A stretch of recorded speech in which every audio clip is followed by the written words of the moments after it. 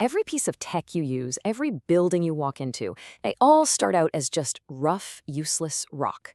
Today, we're diving into the secret journey, this hidden, almost magical process that turns crude ore into the essential materials that build our entire world.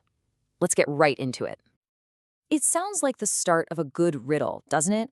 A massive skyscraper, a tiny computer that fits in your pocket, and a precision instrument that can save a life. I mean, they seem like they're from completely different universes, but they are all connected by one single critical process.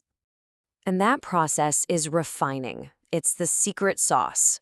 Without it, the metals we depend on for, well, everything would be pretty much useless. Refining is the science that takes that raw, messy stuff and turns it into the pure, high-performance foundation of our modern lives. So, to really get why refining is such a game changer, we have to go back to the very beginning, with the metal right as it comes out of the ground. Because let me tell you, it is not ready for prime time. Yeah, when a metal is first extracted, it's just a mess. It's all mixed up with bits of the original rock, other metals, and all sorts of other elements.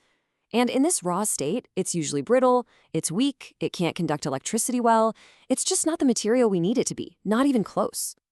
Which brings us to what I like to call the Great Metal Cleanup. We're about to look at some of the seriously clever ways scientists purify these materials. And each method is like a unique solution to a very specific kind of chemical puzzle. Okay, so two of the oldest tricks in the book are distillation and liquation. They both use heat, but in completely opposite ways. So on one side, you've got distillation.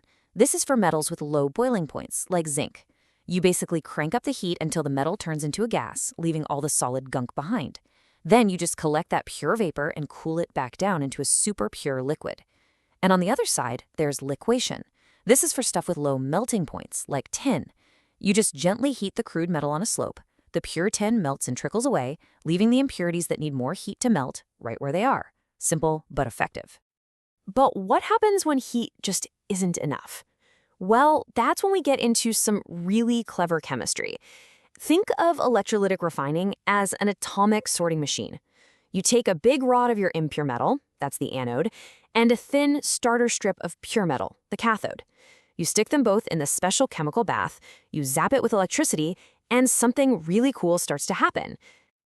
Pure metal atoms actually dissolve off the impure rod, swim through the solution, and then plate themselves one by one onto the pure rod, building it up layer by perfect layer.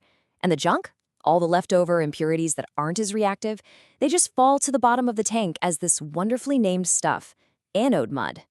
Here's a perfect look at it with silver. A single silver ion leaves the dirty anode, takes a trip through the electrolyte, grabs an electron at the pure cathode, and boom, it becomes a solid atom of pure silver again. And this happens millions and millions and millions of times, building a brand new, incredibly pure sheet of metal, literally one atom at a time. Now for a process that honestly feels a bit like a magic trick, it's like you make the metal disappear and then reappear somewhere else. With the Mond process for nickel, you pass carbon monoxide gas over the impure metal. The gas reacts only with the nickel, creating this new gas that just floats away from all the solid impurities. Then, for step 2, you just heat that new gas up a bit, and the nickel drops right out as a pure solid. The carbon monoxide is released, ready to be used all over again. It's just an incredibly slick and efficient cycle. The Van Arkel method uses a similar idea for tough metals like titanium.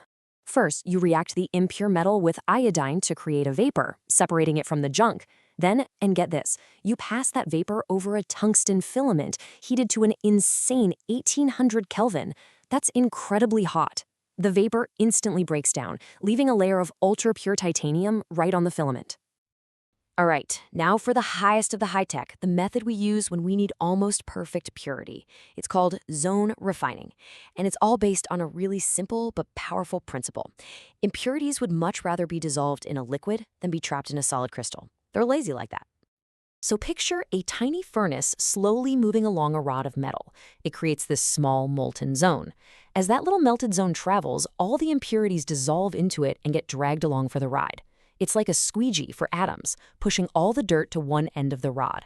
You do this a few times, chop off the dirty end, and you're left with something incredibly pure. And this isn't just a neat party trick. This is the process for creating the hyper-pure silicon and germanium that are the foundation of every single computer chip on the planet. So, we've seen how it's done. Now let's get to the really fun part, the why we do it. Let's take a look at what these beautifully refined metals actually let us build. And you have to start with the king of all metals, iron. It is, without a doubt, the most useful and important metal in all of human history. It's strong, it's abundant, and it's the literal backbone of our entire industrial world. I mean, just think about it. From the giant steel beams and bridges and the iron pipes running under our cities, all the way down to the precision of a stainless steel scalpel or the strength of the parts in your car, iron's versatility is just off the charts.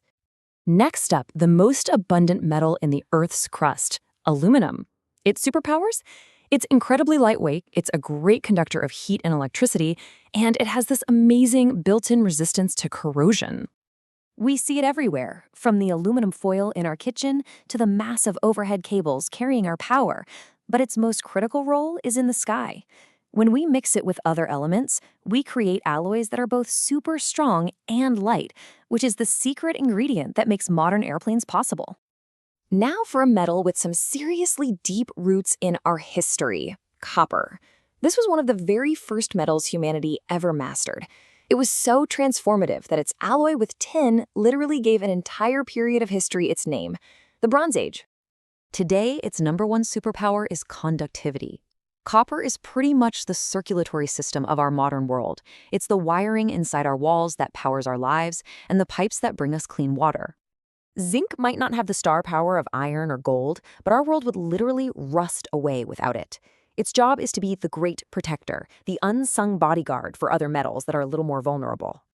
Its main gig is galvanizing, which is just a fancy word for coating iron and steel in a thin layer of zinc to stop them from rusting.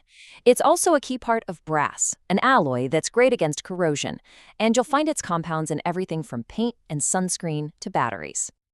And finally, we arrive at gold. For thousands of years, this metal has just captivated us. It's been a symbol of power, the standard for money, the ultimate measure of beauty.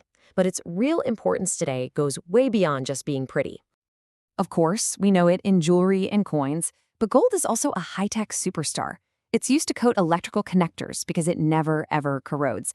And at the nanoscale, tiny gold particles are helping us create better solar cells and more powerful chemical catalysts. So the next time you pick up your phone or drive across a bridge or even just use a fork, take a second to remember the incredible, hidden journey that metal took to get into your hands. From a chunk of crude ore to a critical component, the purification of metals is one of the great, untold stories of human ingenuity. It literally built the civilization we live in today. And that brings us to the really fascinating question. As we discover brand new materials and invent even more mind-blowing ways to refine them, what kind of future are we going to build next?